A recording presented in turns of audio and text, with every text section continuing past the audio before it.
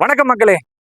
India முழுவதும் இஸ்லாமியர்களுக்கு எதிரான ஒரு பயங்கரவாத தாக்குதலை முன்னெடுத்திருக்கிறது இந்த பிஜேபி சர்க்காரும் அதன் அமைப்பான சங்க பரிவார் அமைப்பும்.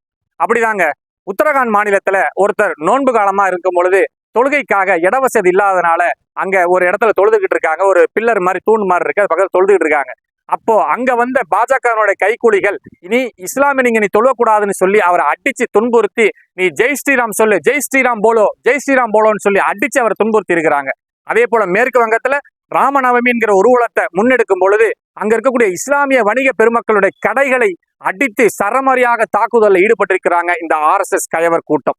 அதே போலதாங்க ஷீரடி எக்ஸ்பிரஸ்ல ரயில் பயணத்துல மேற்கொண்டு இருக்கக்கூடிய ஒரு இஸ்லாமியர் தலையில தொப்பியையும் உடம்பு முழுக்க ஜிப்பா உடைய அணிந்திருந்த காரணத்தினாலே நீ இஸ்லாமிய பயங்கரவாதி, தீவிரவாதி, உனக்கு எதற்காக ரயில் பயணம்னு சொல்லி அவரை மத துவேஷம் ஏற்படுத்துகிறார்னு சொல்லி அடித்து துன்புறுத்தி அவரை மிகுந்த வதைக்கு ஆளாக்கப்பட்டிருக்கிறார். அதே போல பெங்களூர்ல BES அப்படிங்கிற ஒரு பொறியியல் கல்லூரியில அங்க முனைவர் பட்டம் பெற்ற முரளிதரர் என்கிற பேராசிரியர் அந்த கல்லூரி வகுப்பை மாணவனை ஆன அஃபான் என்கின்ற மாணவனை நீ இஸ்லாமிய பயங்கரவாதி, தீவிரவாதி என்று 13 முறைக்கும் மேலாக அவனை திட்டி திட்டி பேசி அவனை உன்னால்தான் இந்த நாட்டில் போர் நடக்கிறது, உங்கள் சமூகத்திற்காக உங்கள் சமூகத்தினால்தான் இந்த நாட்டில் போர் நடக்கிறதுன்னு சொல்லி அவனை இங்க மத துவேஷம் ஏற்படுத்தும் நோக்கத்துல பேசி வருகிறார். இது நாடெங்கும் வலிமையான கண்டனங்களை பெற்று வருகிறது.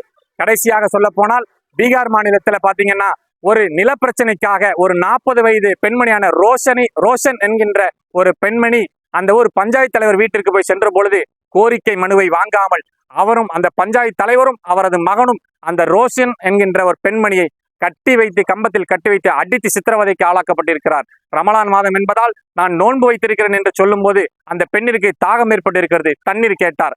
தண்ணீர் கேட்டதற்கு அவர்கள் இருவரும் தங்களுடைய சிறுநீரை கழித்து அந்த சிறுநீரையும் மதுவையும் கலந்து இரண்டையும் ஒரு நீராக எடுத்து நீ குடிக்க வேண்டும் என்று குடிக்க சொல்லி அடித்தே கொலை செய்திருக்கிறார்கள். இது போன்ற சம்பவம் தான் இந்திய நிலப்பரப்பு எங்கும் நடந்து கொண்டிருக்கிறது. இஸ்லாமியர்கள் இங்கே பாதுகாப்பற்ற சூழலில் வாழ்ந்து கொண்டிருக்கிறார்கள். அதற்கு முன் உதாரணமாக இந்த பிஜேபி அரசாங்கம் இருக்கின்றது. மேலும் இது போன்ற இந்த மாதிரி கொடுஞ்செயல்கள் இந்த நிலப்பரப்பில் நடக்காதவாறு இந்த நாடும் நாட்டு சட்டமும் ஏற்றப்பட வேண்டும். அதற்கு ஒரு பாதுகாப்பான ஒரு சட்டத்தை வரையறுக்க வேண்டும் என்பதே மக்களின் கருத்து. சொல்லி சொல்லி நாட்டை திருத்து.